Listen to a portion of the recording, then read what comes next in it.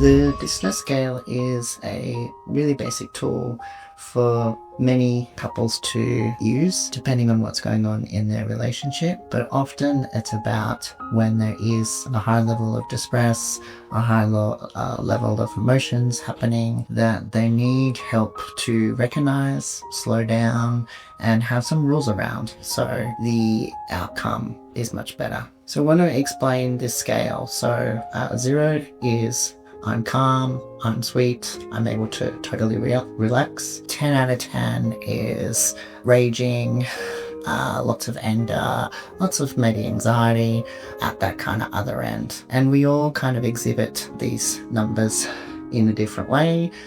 For some people, a 10 can be that rage and anger.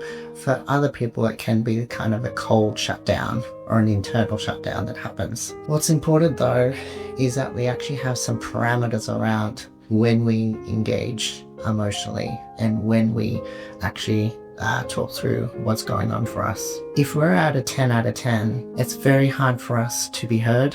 It's very hard for us to understand what's going on, but it's also extremely, almost impossible to actually get to a positive outcome and to feel supported and connected with our partner. So if you reach 10 in a conversation, you actually need to pause.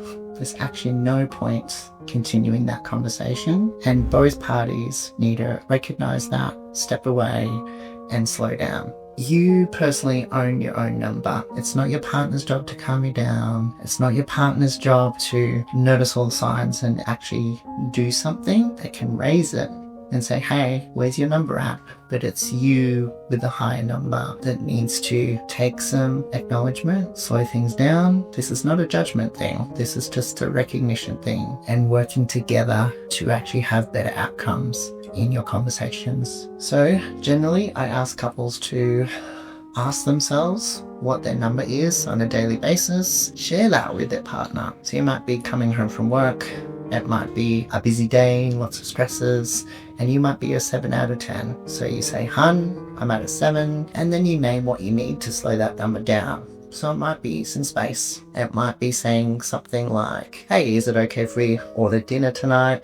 I just want to kind of slow down and take it easy. So that's the kind of normal day-to-day way of engaging with our numbers and expressing that. That then flows on to any time where there is an escalation or there is kind of a fight occurring. It's on both parties' responsibility to notice what their number is, keep this number low, and engage. Now, obviously, if you are having a difficult conversation, your number is going to be a 4, 5, or 6. This is pretty normal because emotions are there, and it's difficult sometimes to express how we feel. But if the number gets kind of to a 7 or 8 or higher, let's slow it down. Let's take a break and come back to it. The other important thing is recognizing what your body says to you sign-wise that your number's getting higher. It might be a increased heart rate. It might be an internal shutdown that you're noticing. It's hard for you to communicate. It might be that your mind is racing, or you're switching straight to anger rather than allowing other feelings to occur.